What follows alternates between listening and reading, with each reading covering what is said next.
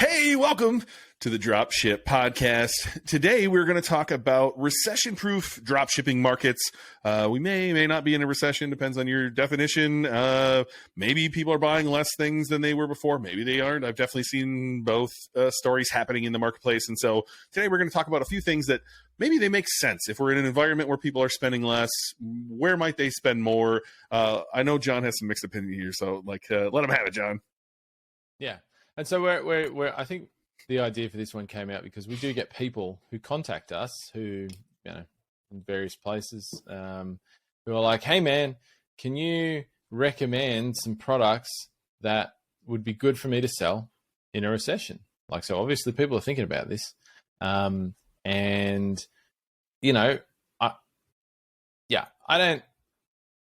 like the question personally. Recession aside, and whether that's happening, whether it's not happening, blah, blah, blah, all that sort of thing. I just don't agree with, there's two things. One, I don't necessarily agree that any products are particularly recession proof in the high ticket space, but also I don't agree that you want to build your business around a market, on the basis of a temporary event, right? So if you're planning to run your business for years, guess what? I'm sorry to burst anyone's bubble. This is not the Great fucking Depression. We're not going to be here for the next decade, right? Now, somebody might pop up in 10 years and say, oh, you were wrong, Jon. Yeah, blah, clip blah, blah. that. That's fine. But, that's not where it's at right now. So I think for me, it's just a bad idea. Because if you, where people's mind goes to is, when they're thinking about products that are recession-proof is products that people need versus products that people want. Now, normally when we teach high-ticket dropshipping, we're like, you should be selling things that people want rather than things that people need. There are real reasons for that other than it's easier to sell to people who want something. Most of the products that people need are shit to dropship. That's the reason we say that. So what do people need? Refrigerators. Can't dropship them. Right? You're not going to get a deal with Sony to dropship their products. And if you do get it through a distributor, it's going to be super low margin. So my problem with this as well is that if you just come at it from that angle and say, well, I've got to pick something that's recession proof, you might end up just picking something that's terrible, right? And it's just not going to perform as a business in a recession or outside of a recession because it's the wrong thing to be selling for other reasons. And so that's part of the difficulty for me as well. I don't agree with the concept full stop, but I think it just this leads to bad decisions that have some longer term effects for how you go running a business, for what your business is capable of, and all of that sort of thing.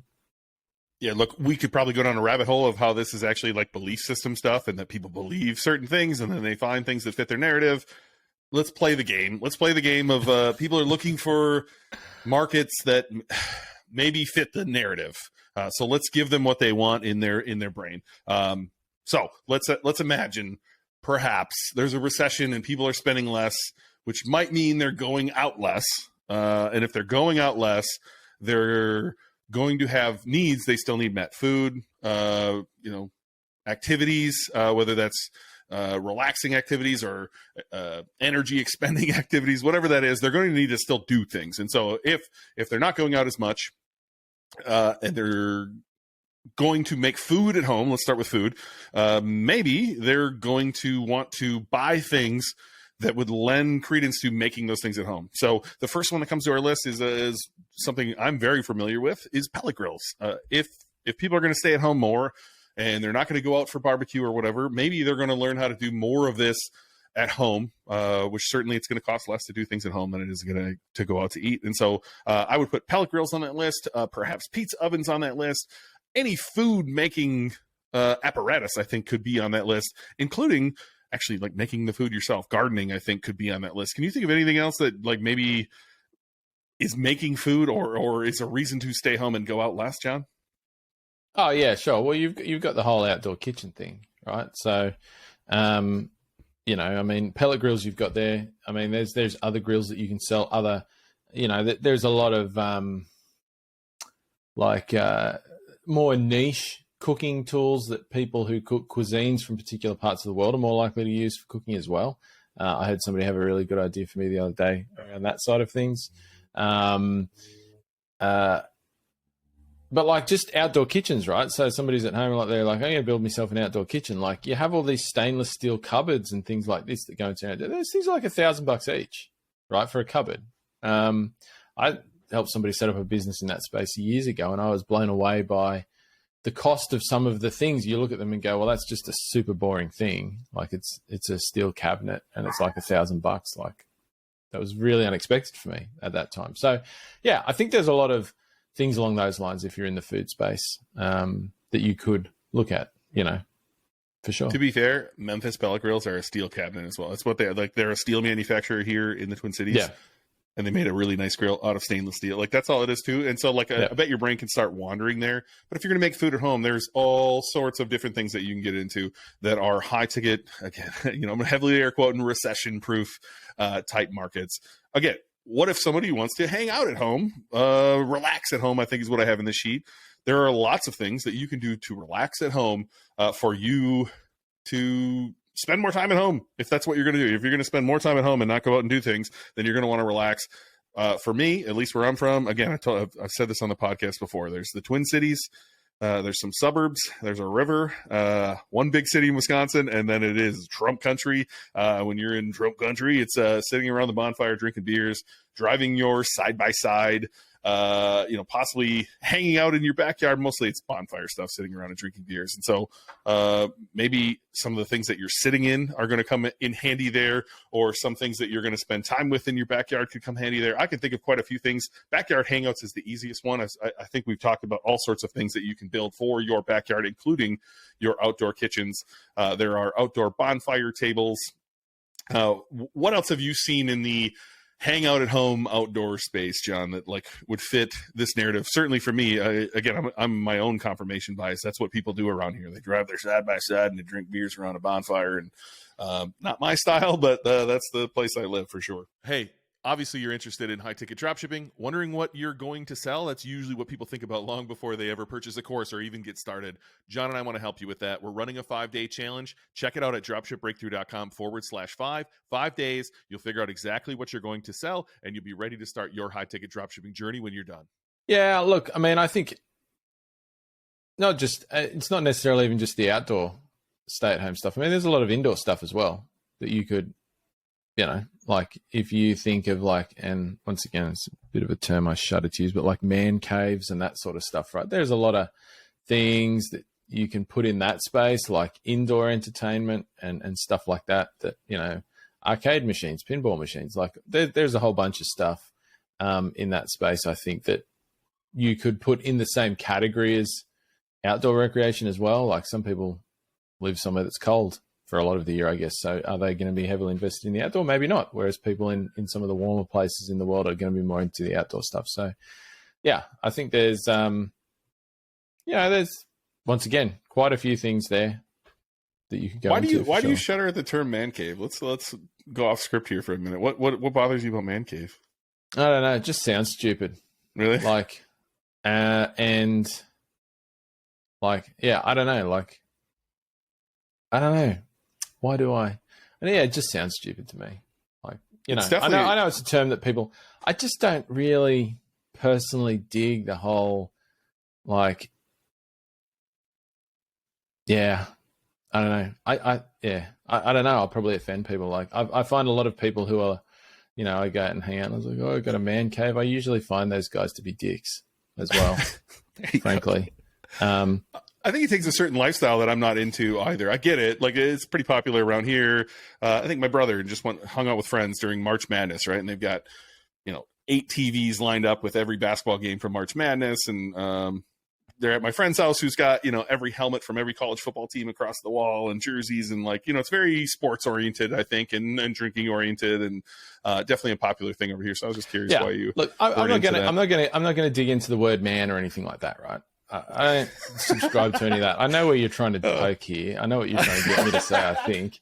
I'm not going to dig into that. But at the same token, like, I don't like the idea. I never like the idea behind there's a space for just one person. Like, I think that's fucking stupid. We're all people. It doesn't matter. Like why does there have to be a space? And then the things that go on in those spaces, it's like dudes that love Donald Trump and stuff like that. And I'm just like, fuck.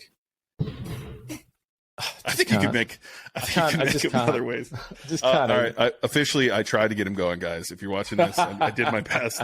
I will work harder next time. All right. So back to it. There could be outdoor hobbies too, right? So look, and we're just scratching the surface here. If you want to, less going out means eating more food at home. We barely even touched on it. I guarantee there's 50 different markets in there that you could go into. Relax at home, whether it's outside or inside. There's 50 different markets there. Here's just a few outdoor hobbies. By the way, go to Google and type in, give me 3, or go to ChatGPT and say, list out 300 outdoor hobbies, and I guarantee ChatGPT will fire them off for you. Here's just a few: camping, fishing, trap shooting is one that it's popular around here. I don't know if that's popular everywhere. Golf, baseball, football, sports, etc. There's all sorts of things that you can sell to somebody who might be in that recession mindset, who wants to do more things outside rather than go do things with people. Maybe that was more like a COVID thing when they wanted to stay away from people, but that lends to more hobbies for me. And so again, I would go to ChatGPT. If you're not playing around with ChatGPT, there's something wrong with you. You definitely should be playing around with that. And just type it in. Hey, list me out 300 hobbies that people have, and you're going to go down a long rabbit hole of ideas that you can get into, whether they're recession proof or not recession proof. There's so many ideas out there. Yeah, and this is kind of where talking about the hobbies is a good example of where I think the whole recession proof thing is the wrong mindset, right? So if you're going after a space that people are passionate about, so hobbies fits into that, right? Or sport can fit into that too, right? Like, let's say playing golf, you're passionate about playing golf. You're not going to stop playing golf because there's a recession, right? You're like, it doesn't, like, people assume that all of these passion-based spaces, people are magically going to stop spending money in them because there's a recession. Like, if you're really passionate about something, that's your life, right? That you identify with that as part of your life. That is kind of, I'm not going to say it's a need because it's not a need in the traditional sense, but it's almost a need, right? So, and I just don't see it being the case at the moment that people are not spending money there. Like, I just don't see it as factually correct that people stop spending money on the thing that they love doing just because interest rates are a bit higher or whatever. Because let's be honest, that's all. Look outside your window. Is everybody huddling in the corner in fear in rags? No. Are people with money having heaps less money at the moment? No. Are you spending any less money, Ben? I'm not. I'm everyone's high ticket ideal customer. I buy shit tons of stuff online that's high ticket, right? It's just not happening. Maybe it will happen. Maybe it's coming. The big doom and gloom's still coming, but that's not the narrative. If we're to believe everything we're told right now, it's terrible right now. Everything's terrible. It's all gone to shit. And I just don't buy into it. I think it's a load of crap. For the people that you should be serving with a high ticket dropshipping business. Maybe there are other parts of, I'm sure there are people that are in lower socioeconomic areas and places in their life where this stuff is biting really hard. And I don't want to shy away from that, but I'm going to be honest, they're not your ideal customer for these sort of businesses. That may sound harsh for some people, but, you know, when you're running a high-ticket dropshipping business, you're selling to people who can afford to buy high-ticket things. That's a certain group of society, and it's a different group of society doesn't fit in that ever, and that's just the reality of the situation. So there are definitely people, no doubt, who are really feeling it at the moment, but I don't agree that it's the target market here. Yeah, you nailed it. Again, I think this circles back to more mindset stuff, but we don't have to go there because I already pulled up GPT-4. By the way, it's worth $20 a month if you're not paying for it. And I said, list me out 300 hobbies people do outdoors. She clapped back. They clapped back and said, here's a list of 100. 300 is too many for you. So they listed out. And I'm just going to read a few. And, like, again, not all of these are going to fit into high ticket products, but I bet a lot of these do. So hiking, camping, bird watching, fishing, geocaching, rock climbing, bouldering, mountain biking, road cycling, trail running, orienteering, don't know what that is, canoeing, kayaking, rafting, stand-up paddleboarding, scuba diving, snorkeling, surfing, windsurfing, kite surfing, sailing, boating, roading. All right, this could get long, and if you're listening to this at 2x, I feel really bad for you right now. But go to ChatGPT. It's chat.openai.com. It is absolutely free when you sign up. You can use GPT-3, which is just as good. It'll do what it needs to do, and you're going to generate a lot of ideas, whether they're recession proof or not. I'll leave that up to you to decipher. But there are so many ideas in high ticket dropshipping. And again, you're serving people who are buying this stuff because they love this stuff, whatever they're into. I'm just going to pick a random one. Outdoor yoga. They're really into outdoor yoga. They're going to buy the products they need to do outdoor yoga or equestrian sports or plein air painting. I don't know what that is. That's a new one. I'm going to Google that when we're done. All of these things, whatever you're into, you're going to spend the money on. John just said it. Whatever he's into, he's spending the money on. Whatever I'm into, I'm spending the money on. And you are going to serve people who want to continue doing that. If you don't understand like what that niche criteria is, check out dropshipbreakthru.com/5. You can find our criteria right there. $97. 5 days later, you're going to know exactly who you want to serve and why John and I choose the criteria we choose. So, recession proof, not recession proof. I don't think it matters either, John. I appreciate your take on it. And that's kind of how I feel too. And so just get started. Whatever it is, get started.